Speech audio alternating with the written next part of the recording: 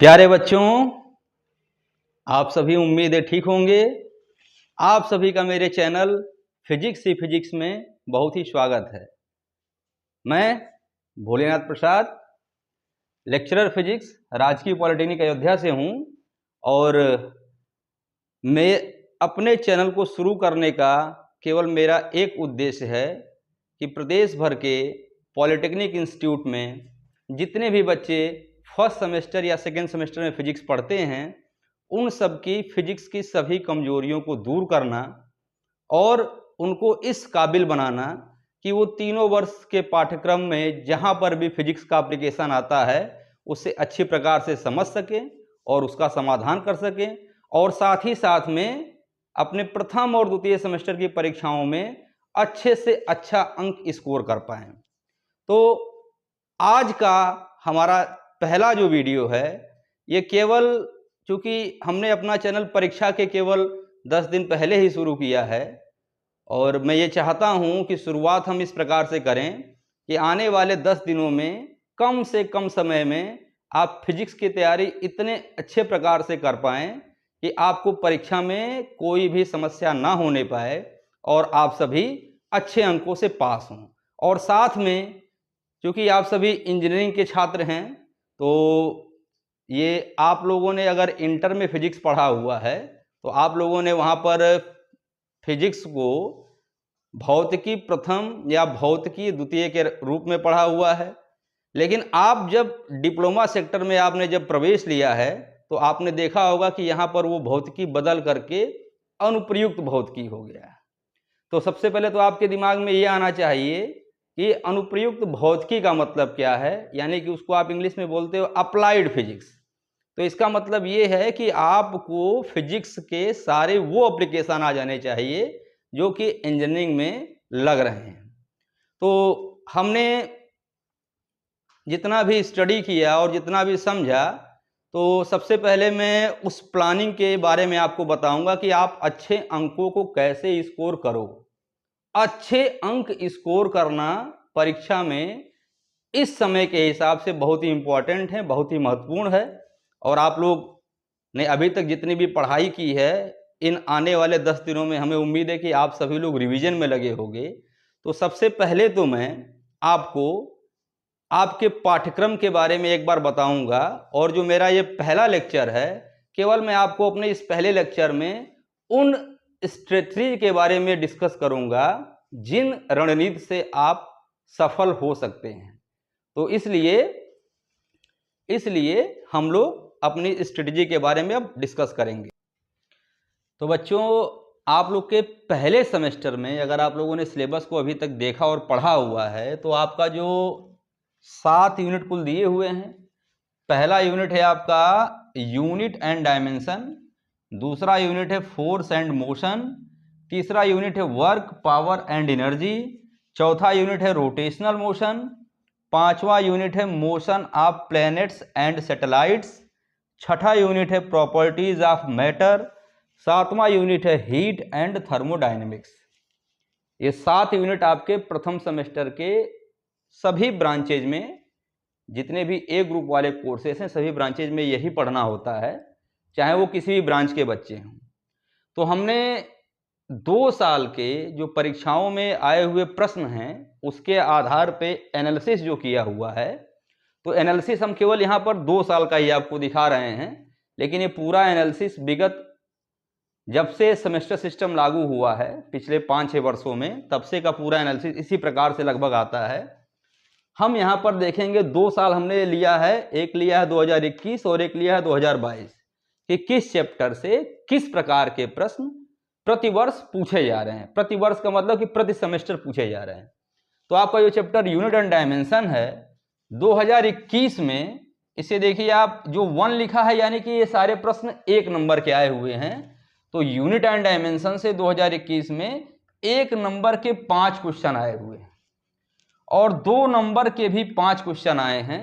तो अगर इसका आप टोटल करते हो तो ये कुल नंबर निकल के आता है 15, यानी कि 2021 में केवल और केवल यूनिट फर्स्ट से 15 नंबर के प्रश्न पूछे गए हैं।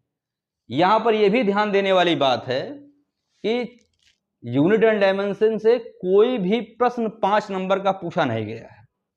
सिमिलरली अगर हम 2022 की बात करें इसी यूनिट की, तो यहां पर पुनः देखेंगे तो 1 नंबर के 1 2 3 4 प्रश्न 1 नंबर के हैं और 2 नंबर के 2 प्रश्न हैं, तो इसका कुल योग हो गया 8।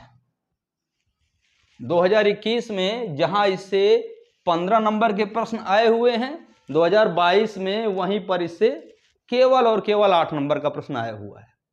लेकिन अगर हम नेचर को स्टडी करें तो चाहे 2021 हो या 2022 हो, प्रश्नों का प्रकार केवल 1 नंबर और 2 नंबर में ही सिमटा हुआ है।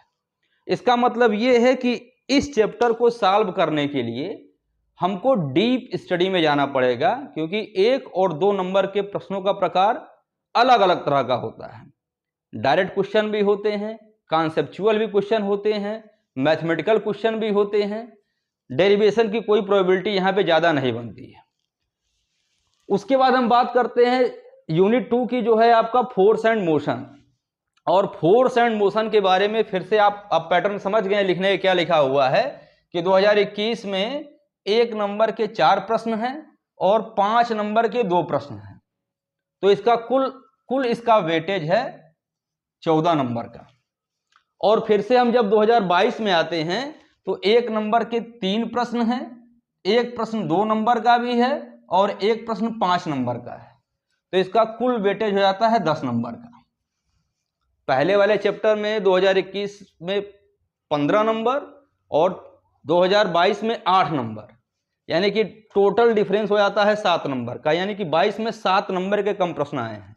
लेकिन फोर्स एंड मोशन में पहले 2021 में 14 नंबर का प्रश्न है और 2022 में 10 नंबर का प्रश्न है। उसके बाद से हम बात करते हैं थर्ड यूनिट की, वर्क पावर एंड एनर्जी की। वर्क पावर एनर्जी में हम 2021 में केवल 1 प्रश्न आया था 2 नंबर का, और 2022 में 1 नंबर का 1 प्रश्न, 2 नंबर का 1 प्रश्न और 5-5 नंबर के 2 प्रश्न, कुल अंक इसके 13 हैं। यानी कि इसका जो वेटेज एकदम घटा दिया गया था उसको 2022 में लाके बैलेंस कर दिया गया है। 13 नंबर के प्रश्न यहां भी आ रहे हैं। चौथे चैप्टर रोटेशनल मोशन में देखिए आप 1 नंबर का 1 और 5-5 नंबर के 2, कुल वेटेज है 11 नंबर का, और 2022 में यहां से कुल आया है 6 नंबर का, एक 1 नंबर का और एक 5 नंबर का। Motions of planet and satellite में 21 में 11 नंबर के प्रश्न हैं और आपके 22 में 7 नंबर के प्रश्न हैं। प्रॉपर्टीज ऑफ मैटर, ये बहुत ही इंपॉर्टेंट चैप्टर है, प्रॉपर्टीज ऑफ मैटर, क्योंकि आप यहां पर पूरी मैकेनिक्स के बारे में स्टडी करते हो, वो सॉलिड के मैकेनिक्स हो या लिक्विड के मैकेनिक्स हो या गैस के मैकेनिक्स हो, आप स्टडी करते हो। तो प्रॉपर्टीज ऑफ मैटर में आप देखेंगे कि 2021 में 12 नंबर के प्रश्न हैं और 2022 में 17 नंबर के प्रश्न हैं। ये विशेष इसको सर्किल करिए, 2022 में यहां पर 17 नंबर के प्रश्न केवल एक ही यूनिट से आए हुए हैं। और लास्ट हमारा यूनिट है हीट एंड थर्मोडायनेमिक्स। तो हीट एंड थर्मोडायनेमिक्स में आप देखेंगे कि 1 नंबर का 1 प्रश्न है, 5 नंबर का 1 प्रश्न है, कुल वेटेज इसका 6 नंबर का है, और 2022 में इसका वेटेज 10 नंबर का हो गया है। तो अब हम अगर 2021 और 2022 के पैटर्न की बात कर लें तो आप ये पा रहे हो यहां पे कि 21 में थोड़ा सा पैटर्न इसका डिस्ट्रीब्यूशन ऑफ मार्क्स रेगुलर नहीं है, कहीं पे 15 नंबर है और कहीं पे 2 नंबर है। इसका मतलब कि नेचर बहुत बदला हुआ है। लेकिन हम 2022 को जब देखते हैं तो हमको ये मिलता है, देखिए 8 number, 10 number, 13 number, 6 number, 7 number, 17 number और 10 नंबर। यानी कि हर यूनिट को एक केवल यूनिट छोड़ दिया जाए, प्रॉपर्टीज ऑफ मैटर को छोड़ दिया जाए, तो बाकी सारे यूनिट से लगभग इक्वल नंबर के क्वेश्चन आ रहे हैं। और दूसरी यहां पर बात समझिए कि आपको पेपर जो करना होता है, पेपर सॉल्व करना होता है केवल 50 नंबर का, और अगर आप इन दोनों ही ईयर में या किसी भी साल में अगर आप टोटल नंबर को चेक करेंगे तो 71 मार्क्स का पेपर आ रहा है। 2021 में भी 71 मार्क्स का पेपर है और 2022 में भी 71 मार्क्स का पेपर आ रहा है। यानी कि आपको 21 नंबर के प्रश्न ऐसे आ रहे हैं जो कि आप छोड़ सकते हो, और वो 21 नंबर छोड़ने के बाद भी हमारा पूरा पेपर 50 नंबर का सॉल्व हो जाएगा। तो अब हम उसको स्ट्रेटजी उसकी डिस्कस करते हैं कि ये पैटर्न कैसे आ रहा है। उसको डिस्कस करने से पहले एक बात यहां पर आप और क्लियर कट देख लो कि दोनों ही ईयर में 1 नंबर और 2 नंबर के प्रश्नों का चैप्टर कोई भी हो सकता है, लेकिन हम यहां पर हमको सबसे पहले फोकस करना है, क्योंकि समय बहुत कम बचा हुआ है, कि 5 नंबर के क्वेश्चंस की प्रोबेबिलिटी कहां से कितनी ज्यादा है। क्योंकि 5 नंबर के क्वेश्चंस अगर आपने कर लिए तो कुल मिला के आपको पता है कि 5 नंबर के 9 क्वेश्चन आते हैं, और 9 क्वेश्चन में आपको 6 क्वेश्चन करना है और 3 क्वेश्चन छोड़ना है। तो अगर हम उन 6 क्वेश्चन पे फोकस केवल कर लेते हैं तो हम ये मान के चलेंगे कि हमारा पेपर 30 नंबर का सॉल्व हो जाएगा। केवल और केवल 5 नंबर के क्वेश्चन को फोकस करने के बाद में हमारा पेपर 30 नंबर का सॉल्व हो जाएगा।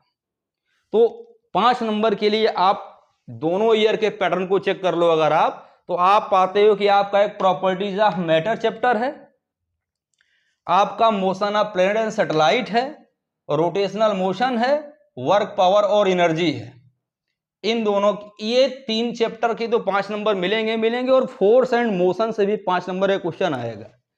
तो हम लोग जब भी नेक्स्ट वीडियो की बात करेंगे, नेक्स्ट वीडियो में आपके साथ फिर से जुड़ेंगे हम, तो हम सबसे पहले, क्योंकि समय हमारे पास कम है, चैप्टर वाइज इन 5 नंबर पर ही फोकस करके काम करेंगे अपना।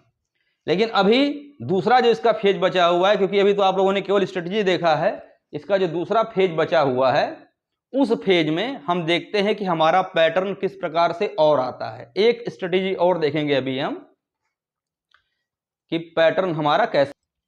हाँ, तो नेक्स्ट फेज की जो हम बात कर रहे थे आप लोगों से, वो फेज क्या है, हम थोड़ा सा एग्जाम का पैटर्न चेक कर लें कि हमारे पास जो पहला क्वेश्चन आता है, क्वेश्चन 1, ये क्वेश्चन 1 हमारे पास 1 नंबर के 1 लाइन के भी आंसर हो सकते हैं और मल्टीपल चॉइस भी हो सकते हैं। तो 1 नंबर के 12 प्रश्न आते हैं, यानी कि कुल नंबर हो गया 12, और आपको कुल करने होते हैं 10। ये टोटल कितने नंबर का हो गया, और जो आपको करने वो नंबर इधर लिखा हुआ है। क्वेश्चन नंबर जो 2 होता है, 2 नंबर के 7 प्रश्न आते हैं, यानी कि कुल मार्क्स हो गया 14, और यहां पर भी केवल आपको 5 ही पार्ट करने हैं, तो इसका भी नंबर हो गया टोटल 10। जो क्वेश्चन नंबर 3 है, ये 3 क्वेश्चन आते हैं, प्रत्येक का मार्क्स 5 होता है, तो टोटल हो गया 15 मार्क्स का, और यहां पर भी केवल आपको सॉल्व करना है 2 ही क्वेश्चन, 2 ही पार्ट, तो ये नंबर हो जाएगा आपका ये भी 10। क्वेश्चन नंबर 4 जो है, ये भी 3 क्वेश्चन रहते हैं और 5 नंबर का प्रत्येक क्वेश्चन रहता है, तो टोटल मार्क्स इसके होते हैं 15। फिर से आपके पास एक ऑप्शन है कि एक क्वेश्चन आप छोड़ सकते हो, यानी कि 2 ही करना है, तो इसका मार्क्स भी होता है 10। और लास्ट में जो क्वेश्चन 5 है, ये भी 3 पार्ट में डिवाइड होता है, प्रत्येक पार्ट का नंबर होता है 5, टोटल मार्क्स 15। आपको केवल सॉल्व करना है यहां पर भी 2 ही, यानी कि 10 नंबर का। तो अगर हम इन दोनों का टोटल कर लें, तो इसका जब टोटल करेंगे तो आपका आएगा 71, और इसका टोटल करेंगे तो यह आएगा आपका 50। अब यही इसका मेन कॉन्सेप्ट है कि आपका एग्जाम आ रहा है 71 मार्क्स का, और करना है केवल आपको 50 मार्क्स।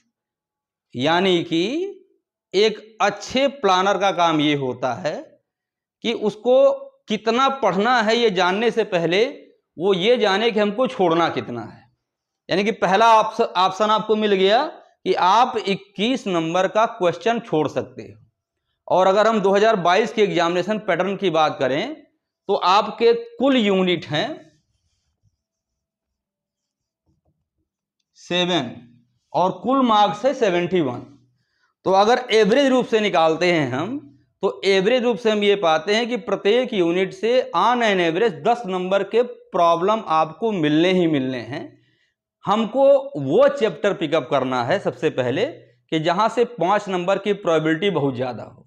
और अगर अच्छे से प्लानिंग की जाए तो आपको बता दूं कि अगर आपने 10 क्वेश्चन अच्छे से पढ़ लिया तो 10 क्वेश्चन में ही आपके 5 नंबर के मोस्ट प्रोबेबिलिटी है कि मैक्सिमम आपको क्वेश्चन मिल जाएंगे। मीन्स कि जितना आपको 6 क्वेश्चन सॉल्व करने के लिए चाहिए तो शायद वो 10 क्वेश्चन में ही वो 6 क्वेश्चन के आपको आंसर मिल जाने हैं।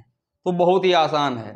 आप भी जान रहे हो कि अगर केवल आपको 10 क्वेश्चन पढ़ के और 30 नंबर का पेपर हम सॉल्व कर ले जाएं तो कितना इजी टास्क है। इन कंपैरिजन टू हम पूरा सिलेबस अब लास्ट टाइम में नहीं पढ़ सकते। तो ये मेरा वीडियो उन बच्चों के लिए स्पेशल बहुत ज़्यादा इंपॉर्टेंट है जो बच्चे अभी तक पढ़ाई अपनी शुरू ही नहीं किए हैं।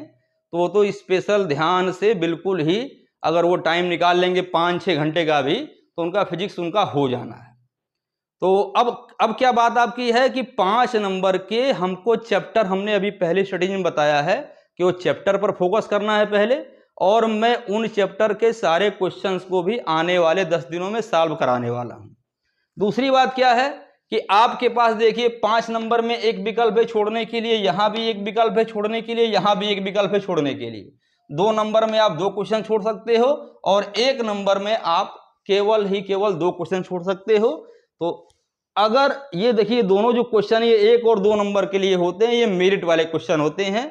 ये मेरिट बनाता है एक्चुअली में कि हमारे कौन से बच्चे वास्तव में उन्होंने डीप स्टडी किया हुआ है।